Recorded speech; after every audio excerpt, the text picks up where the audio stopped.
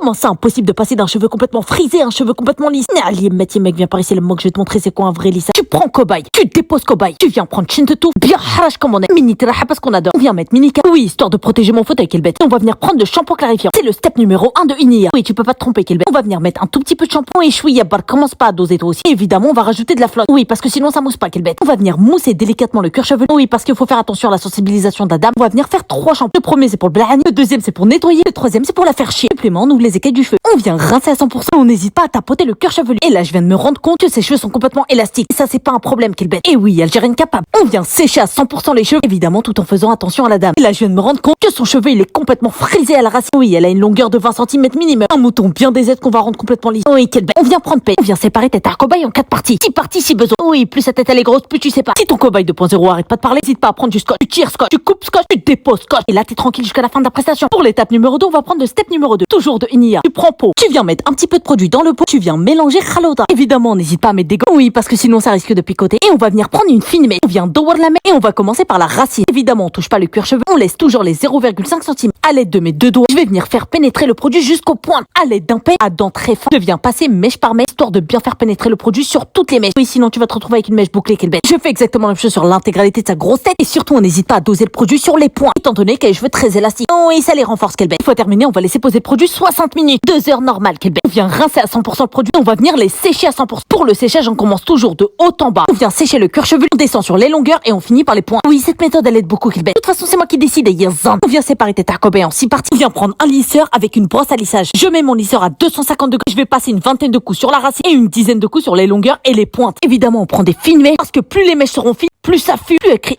Le résultat, il sera incroyable. Je viens faire exactement la même chose sur l'intégralité de sa grosse tête. Et pour les pointes, je vais passer le lisseur sans forcer. Et psat, quelle pète. Résultat très tchatcheur fait par une Algérienne très capable. Regardez-moi juste ce résultat incroyable. Non seulement ses cheveux sont complètement lisses, ils sont réparés, soignés, ils sont hyper brillants. Évidemment, ils vont rester complètement lisses même après lavage. Un coup de ses cheveux et c'est terminé. Tu peux dire adieu au lisseur et adieu au brushing. Évidemment, tu peux retrouver la référence en bio ou encore en story IG. Et surtout, n'oublie pas, ne me remercie pas, ça me fait plaisir de te faire plaisir, quelle bête. Il bébé. Abonnez des Yezo. Ce midi là, abonnez. Oui, j'ai failli oublier qu'elle bête 2.0 a osé me demander son téléphone. Ça s'appelle pas du vent, ça s'appelle de l'emprunt, c'est tôt. Allez, faut dégager maintenant, madame. Abonnez.